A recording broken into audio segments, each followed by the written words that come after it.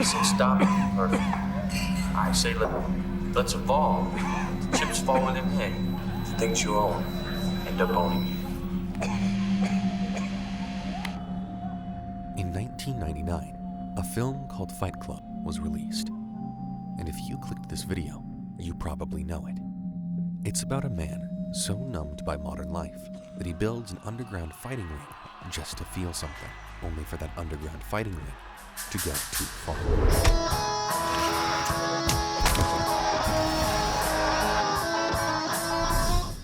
And this guy watched it too. Like millions of people, it changed his life, but not in the way you imagined. Over the next months, he would recruit strangers and pull off a string of explosions across the country that Romanian police had never seen before. To find him, a detective would have to untangle a trail of flyers, anonymous messages, and an abandoned warehouse, only to discover that the bombings were a countdown to something far worse.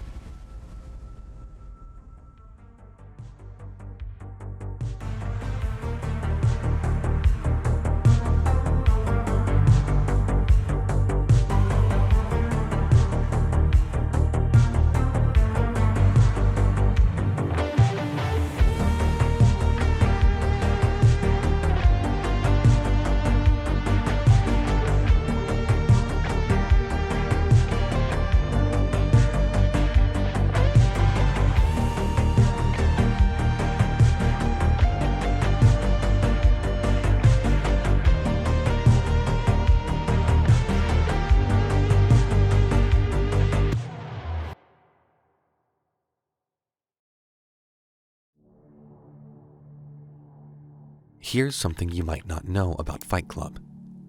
By every measure, it was a remarkable piece of filmmaking. Critics and audiences, however, hated the story. It was a major disappointment. Until the DVD came out. People watched it alone, at home, and passed it to someone else. And somewhere in that chain, the conversation started. They started talking about it, literally breaking the first rule of Fight Club. Slowly, over the years, it became something the studio never anticipated. A cult classic.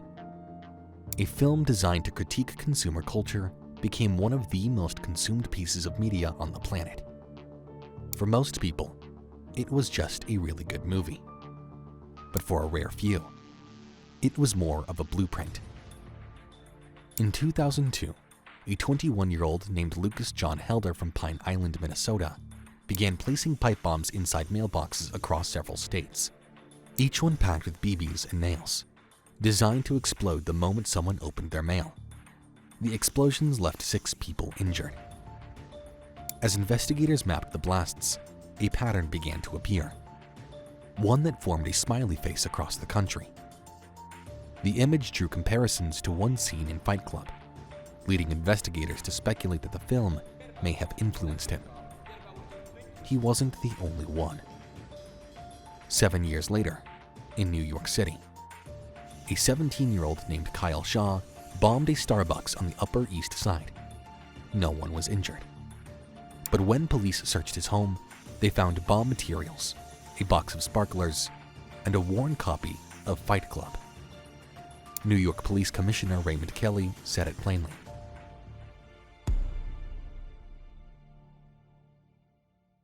Now, someone in Romania is trying to do the same thing by detonating an explosive in a shopping mall parking lot. And though no one died or got hurt, that's not the point. Detective Adriana Montano sits down with everything the investigators recovered from the scene. The device remnants, a plastic bottle, metal shards, and electrical tape confirm the bomb was homemade. But that doesn't lead anywhere on its own. And then there's the CCTV footage. 15 minutes before the blast, a man in a black hoodie moves through the parking structure. He finds the empty corner, crouches down, sets something on the ground, and leaves. Investigators put him at around 180 centimeters, average build, no distinguishing features visible. But there's one thing about this footage that keeps pulling at Adriana's attention. An hour before the blast, 5 figures enter the parking structure from different entry points. Green jacket from the north stairwell, red from the opposite side, blue from the ramp entrance. 2 more within minutes of each other, from angles the first 3 didn't cover. Every single one of them has their hood up. They move through the rows methodically, stopping at each car briefly before continuing to the next. From a distance, they look like anyone else who might be out that morning. Promoters, delivery people, someone with somewhere to be. The bomber didn't work alone. He had a team. Adriana then turns to the flyers recovered from the scene. 30 of them. 1 for every car in the lot that morning. Like the other officer who found it on the scene, she recognizes the quote on it too. Adriana watched Fight Club in college. She remembers it was a film about a man who loses everything because he built something he couldn't control and it consumed him from the inside out. By the end of it, she thinks of Tyler Durden as a loser. But looking at the evidence in front of her, it's clear that the people who organized the mall bombing watched the same film and worshipped Tyler's ideology. They want to make a statement. The following morning, a luxury car dealership in Timișoara opens up for the day. The first salesman unlocks the front door at 8:45, disarms the alarm, and starts the coffee machine. But 30 minutes later, at exactly 9:15 a.m.,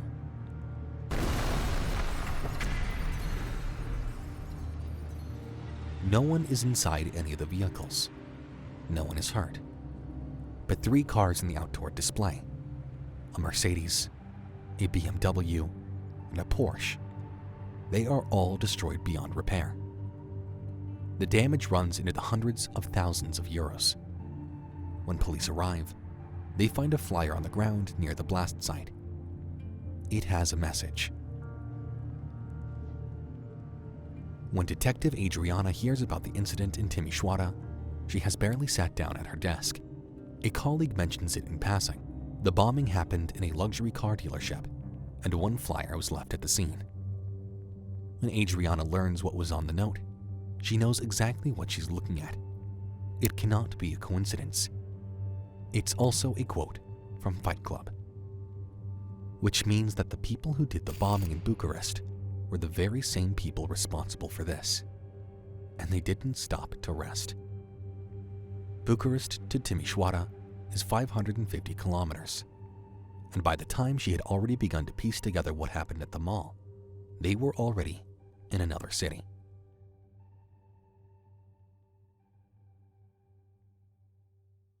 As she stands there, she can't shake the feeling that they're already preparing for their next target. What and where that is, she doesn't know yet. But she has to find them before their antics take lives. And right now, the flyers are her only lead. Most people don't know this when they print a document, but almost every laser printer manufactured in the last few decades leaves an invisible signature on everything it prints. A pattern of tiny yellow dots, too small to see with the naked eye, scattered across the page. They encode the serial number of the printer, the date, and the time. A fingerprint unique to that specific machine. It's called yellow dot tracking. And if investigators can read that fingerprint, it can lead them straight to the printer that made it, the store that sold it, and ultimately, the person who bought it. With this in mind, Adriana sends the 30 Bucharest flyers to the forensic lab in the same afternoon and calls the Timișoara police. She asks them to do the same with the one recovered from the dealership. The analysis comes back in the morning. According to the report, both flyers came from the same printer. It only confirms what Adriana had already suspected. The bombings in Bucharest and Timișoara were carried out by the same group. When the forensic team traces the serial number back through the manufacturer and the retailer, it leads them to an electronics store in Bucharest. The manager has the records, and it doesn't take long to find the buyer on file. The printer was purchased by a man named Vlad Darius Cratu. Adriana runs the name. There are 3 of them in the area. She tracks down each address and sends teams to all 3 simultaneously. The right Vlad is at the first door they knock on.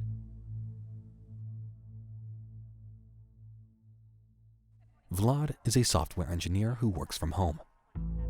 And like most people in Bucharest that week, he had been following the news about the bombings closely. When the officers explain why they're there, he goes quiet for a moment. He just never imagined he would end up in the middle of it. Then he tells them he doesn't own the printer anymore. He sold it at a garage sale sometime last year.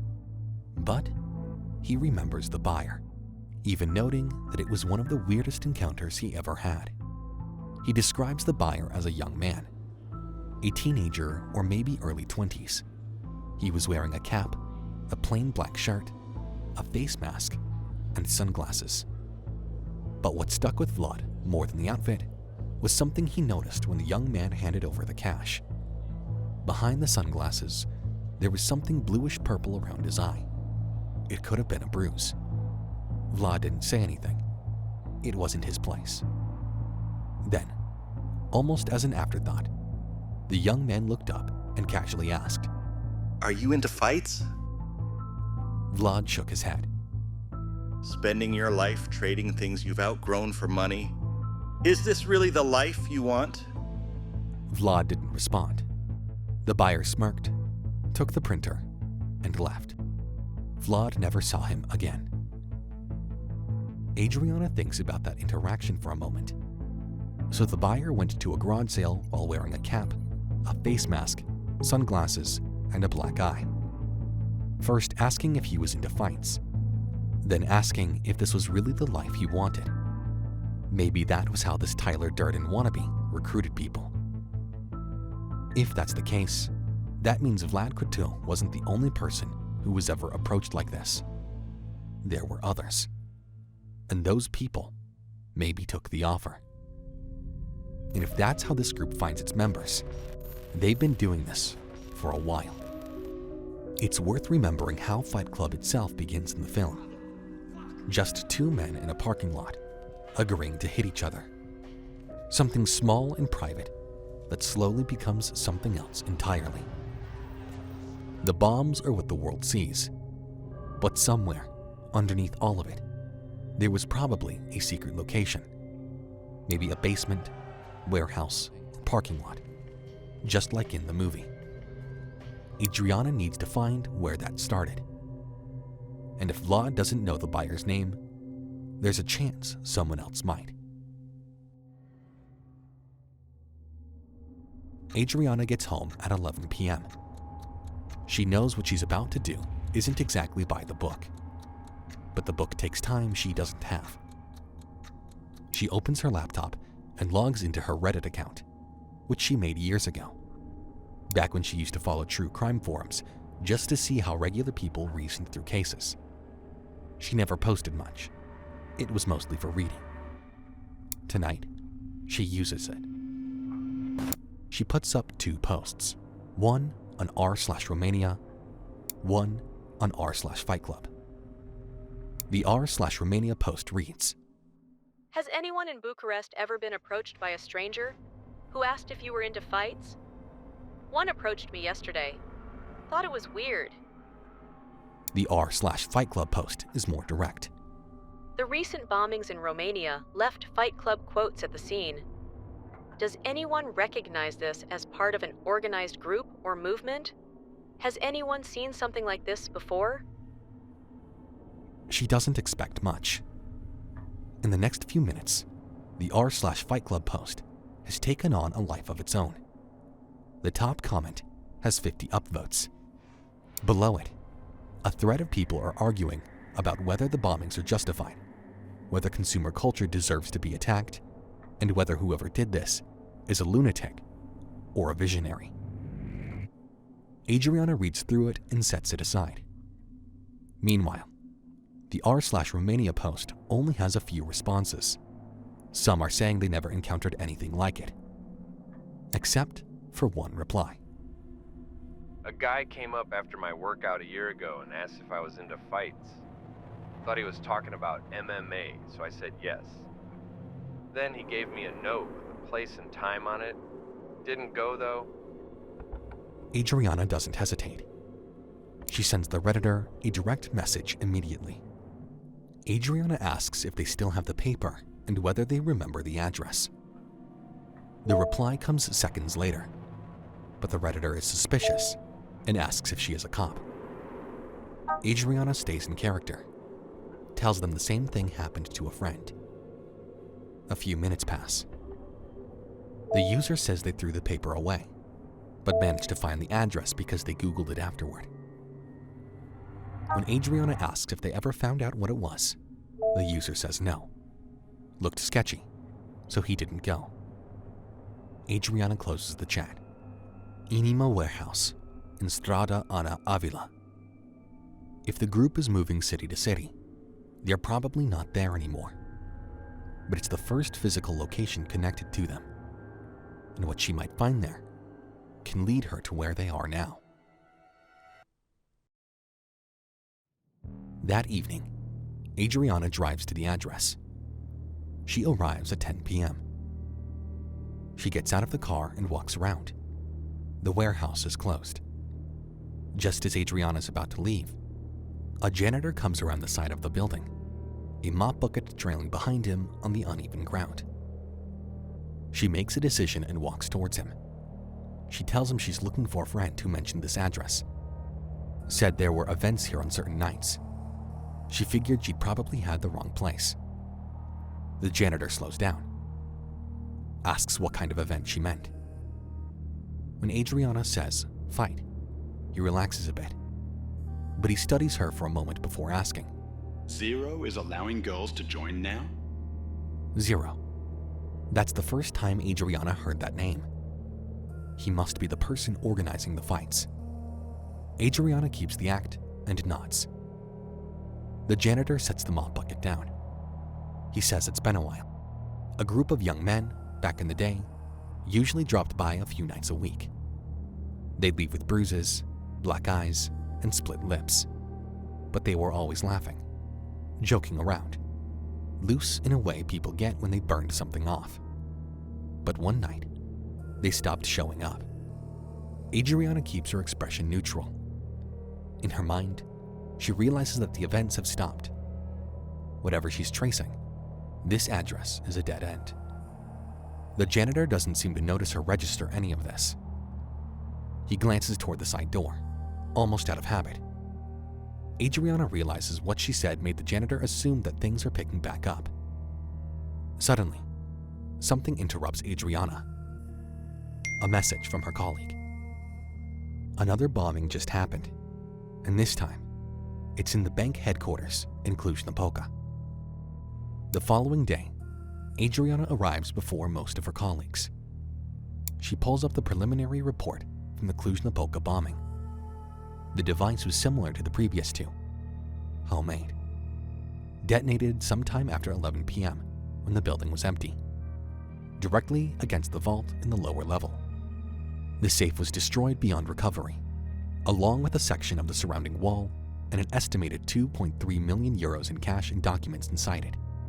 No casualties. Included in the report is the flyer found taped to a pillow near the blast site. It also has a message. She's seen the other two. The things you own end up owning you. You're not the car you drive. She's getting the pattern now. This group isn't just quoting the film at random.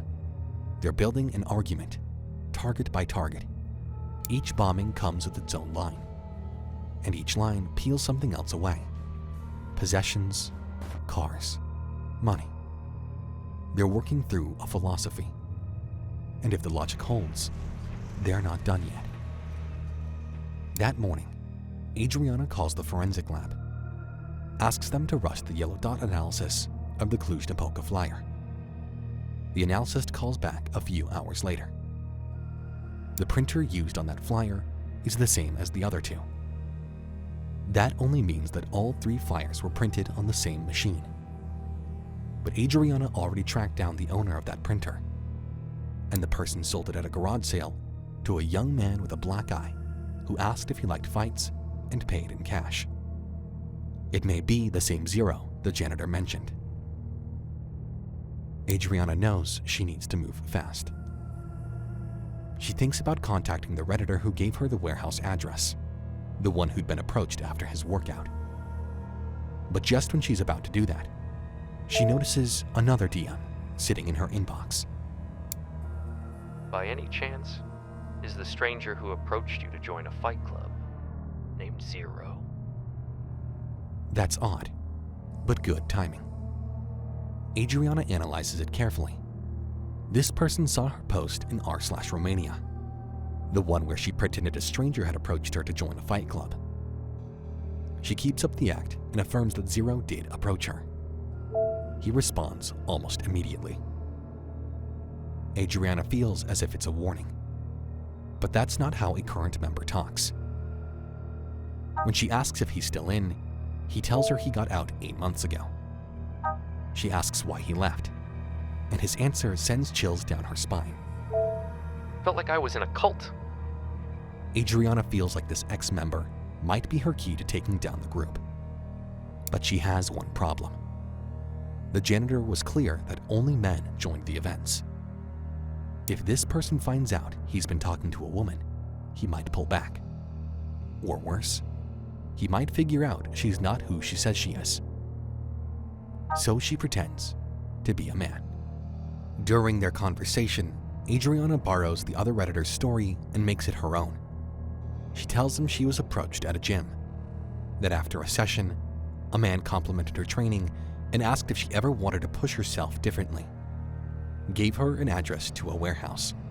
The former member mentions that he relates to that, as he was recruited the same way. At first, the club seemed straightforward, just fighting. But soon, things got different. Adriana tells him she's not sure she wants to be a part of something like that. He tells her that's the right instinct.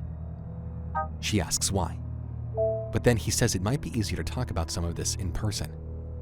There's only so much you can say over DMs. Adriana thinks about what has just happened. That was fast. Too fast, maybe. A man eager to meet with a stranger in the same evening. She turns it over in her head. But then again, he's been carrying this for 8 months with no one to tell it to. Maybe it was relief that made him agree so quickly. Or maybe it was something else. Either way, Adriana has a problem. The Redditor still thinks he's meeting a man. And she needs to keep it that way long enough to get what she needs from him. Andre Polpa has been waiting for 10 minutes in a cafe. As a junior detective, this is the first time he's going undercover. When his colleague Adriana asked if he could help her, she didn't even finish her question.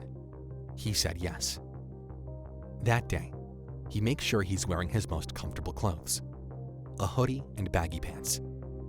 The plan is for him to look young and unremarkable. Soon, the door opens, and a young man walks in.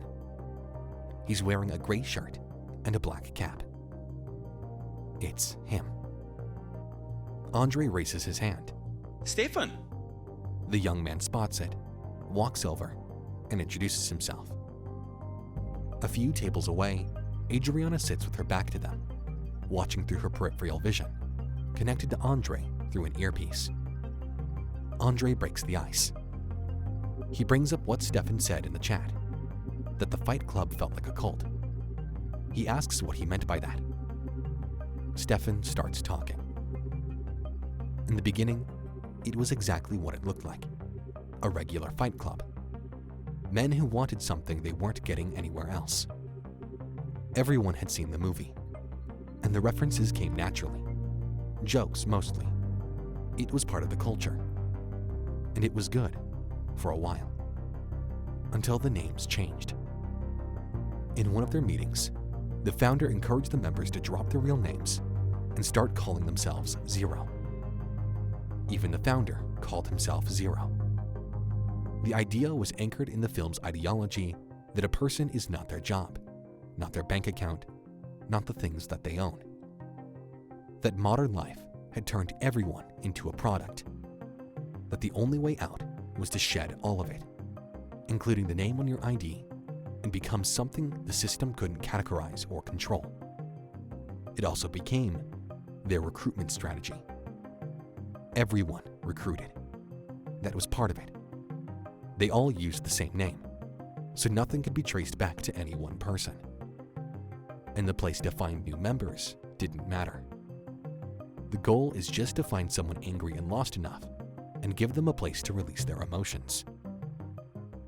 The community grew faster than expected. That's when the founder started seeing things differently. He started pushing further, selling the idea that there are activities that can make people feel more alive than fighting.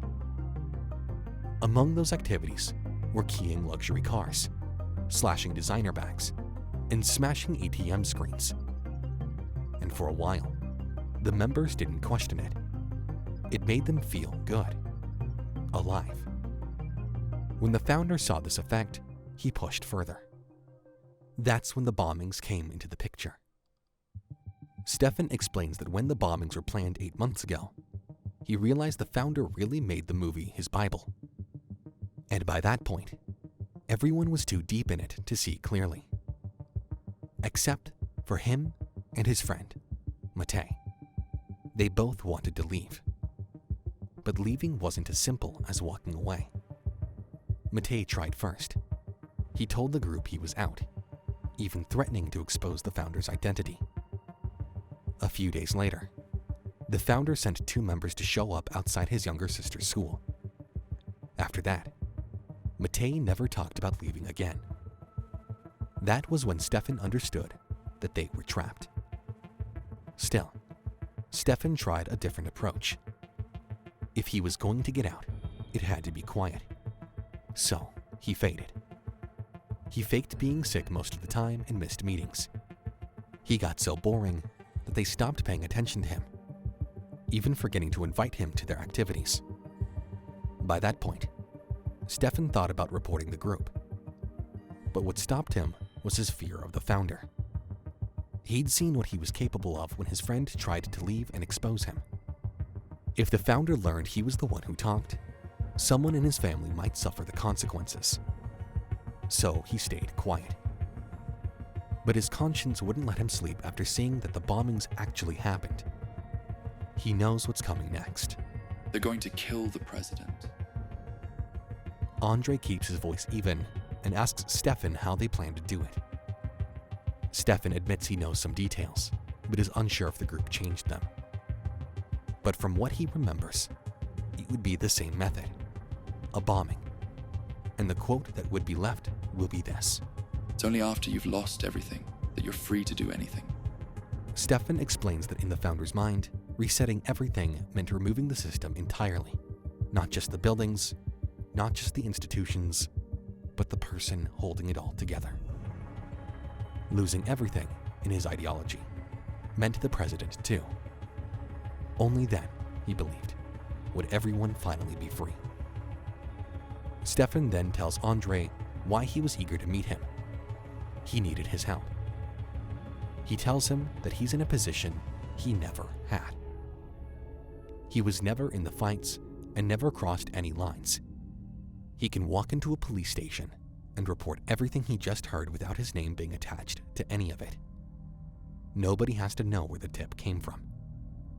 Andre promises he will report everything. Stefan nods. For a moment, he just stands there, like there's something else he wants to say. But he just nods and then leaves. When Stefan is nowhere in sight, Andre reaches up and touches his earpiece. Did you get all of that? Adriana is already on her feet. Adriana takes everything to her superiors. Within hours, security around the president is tightened immediately and quietly. Buildings are swept.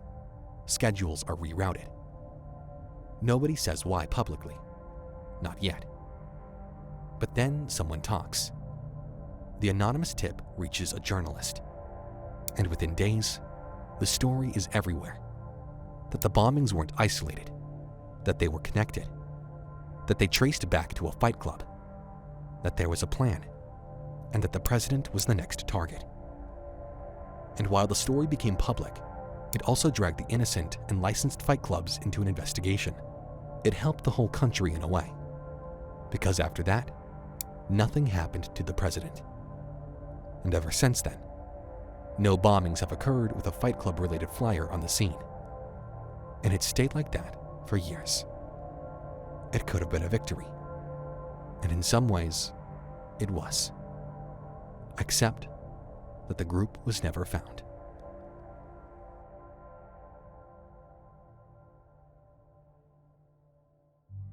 Eight years later, Adriana is no longer a detective. When her work on the case came to light, she was offered a promotion to chief inspector. She turned it down because she felt like she had another calling. She's a licensed therapist now. She works mostly with young men, angry ones, lost ones, the kind who don't know what to do with whatever is building up inside of them. She gives them space to let it out healthily. There are still times she thinks about the case. And like us, she wonders what happened to the real-life fight club. Maybe after everything became public, the trust that held them together caved in on itself, that they turned on each other, thinking one of them was a traitor, that they went back to being regular people.